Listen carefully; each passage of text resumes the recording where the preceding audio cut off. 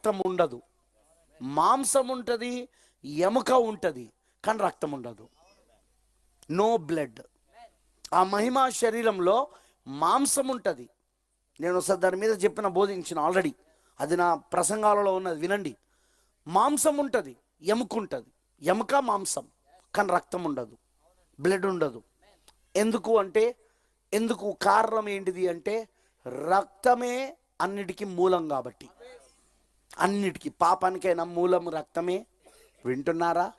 రోగాలకు మూలము రక్తమే.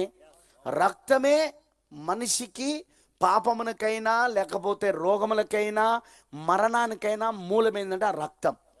ఇప్పుడు ఆ రోగము, ఆ వ్యాధి, ఆ పాపము, ఆ మరణమంతా ఆ మహిమా శరీరంలో తీసేయబడుతుంది.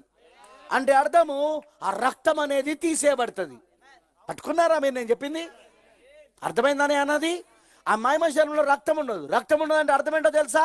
ఇక దానిలో రోగం లేదు, దానిలో వ్యాధి లేదు. ఇక మీరు ఏదైనా అనారోగ్యం వస్తే డాక్టర్ దగ్గర పోతే ఫస్ట్ ఏం చేస్తారు? వాళ్ళు ఏం రాస్తారు? బ్లడ్ టెస్ట్ రాసి ఇవన్నీ టెస్ట్ చేయించుకొని రాపోంటాడు. బ్లడ్ టెస్ట్తో రోగానికి సంబంధం ఏంటంటే, అసలు రోగం వచ్చేదే రక్త ప్రవాహం ద్వారా. మీకు అర్థమైందని అన్నది.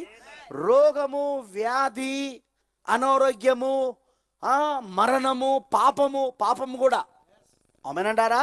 పాపము, మరణము ఇవన్నీ దేని ద్వారా వస్తాయంటే రక్తము ద్వారా.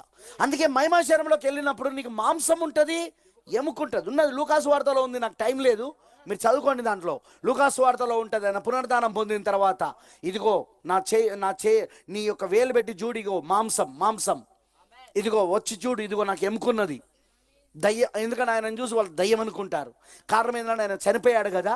ఆయన తిరిగి లేచిన తర్వాత ఆయన తిరిగి లేచినప్పుడు ఆ పునరుద్ధానంలో ఆయన శరీరం కూడా కనబడలేదు. వాళ్ళు చూశారు ఆ శరీరం అక్కడ లేకపోవడం ఆ సమాధిలో. అయినా కూడా వాళ్ళు నమ్మలేకపోయారు. అయితే ఆయన ఎప్పుడైతే ఇదిగో చూడు నాకు మాంసం ఉంది, మరి ఎముకున్నది, దయ్యాలకు మాంసము ఎముకలు ఉండవు అని చెప్పి చూపించాడు. అంటే మహిమా శరీరంలో ఖచ్చితంగా మాంసం ఉంటుంది, మరియు ఎముక ఉంటుంది. అందుకే యేసు తిన్నాడు అక్కడ,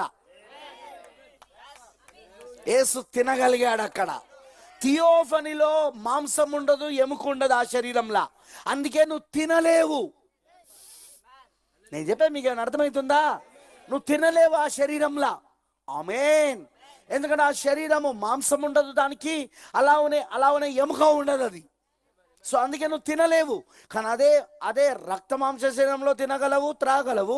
అలానే మహిమ శరీరంలో కూడా. ఎందుకంటే ఈ రక్త మాంస శరీరంలో ఈ రక్తం అనేది లేకుండా దేవుడు ఏం చేస్తున్నాడంటే అక్షయ శరీరాన్ని తీసుకొచ్చి ఈ రక్త మాంస శరీరం పైన ధరింపజేయడం ద్వారా, ఇది దీనిపైన మింగేయడం ద్వారా ఈ రక్తం అంతా తీసేయబడి ఇది ఏమవుతుందంటే మహిమ శరీరంగా మారుతున్నది. ఆ మహిమ శరీరానికి మాంసము, ఎముక ఉండడం వలన నువ్వు తినగలుగుతావు, త్రాగలుగుతావు. అందుకే జీసస్ పునరుద్ధానం పొందుకున్న తర్వాత తిన్నాడు, తాగాడు ఆయన.